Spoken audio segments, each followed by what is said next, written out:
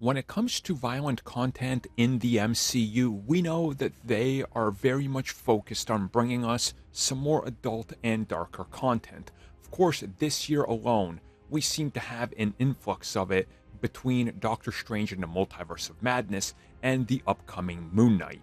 Now let's hear from the writer of Moon Knight, who teases the most violence we've seen yet in a singular MCU product.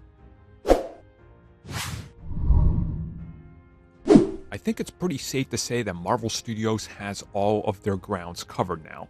You want super friendly stuff that the entire family can watch? Perfect. You're going to have Miss Marvel this summer.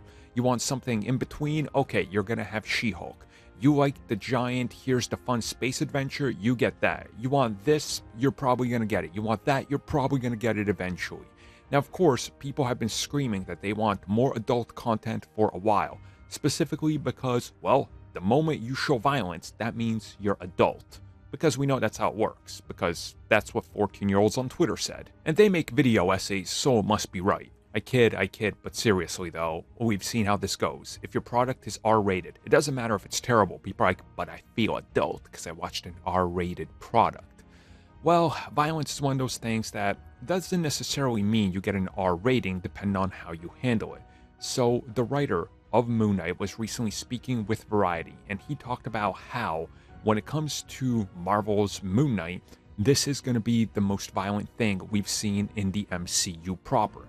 Now, of course, he's not including the bigger MCU that now includes everything as part of the multiverse and even the Netflix stuff, but I think it's pretty safe to say that you look at Moon Knight, you go, yeah, that's probably correct. You were definitely never going to get something like that in like Shang-Chi, for example, or Guardians of the Galaxy even, or your proper Avengers film. And the writer did say that when it came to what Marvel Studios and specifically Kevin Feige thought of this, that they gave him the go-ahead to write a little bit more violent content in there and themes and darker approach to the character and what they were showing off, because it needed to be that way because it's Moon Knight and they weren't really going to hold it back.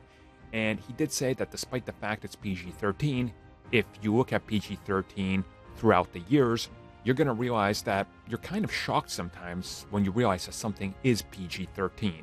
And again, this is true. It's all dependent on how you handle it and what they deem appropriate. And sometimes it's literally a cut of a frame that they can be like, that's too violent. So you literally cut like half a second out and they're like, oh, now it's PG-13 and not R-rated. So again, that's exactly what they're saying here. They were able to go in and give us a proper Moon Knight story and not really be held back by too much, because you can pull it off in the MCU if you just approach it the way you would approach anything else, with respect and trying not to go overboard for the sake of going overboard.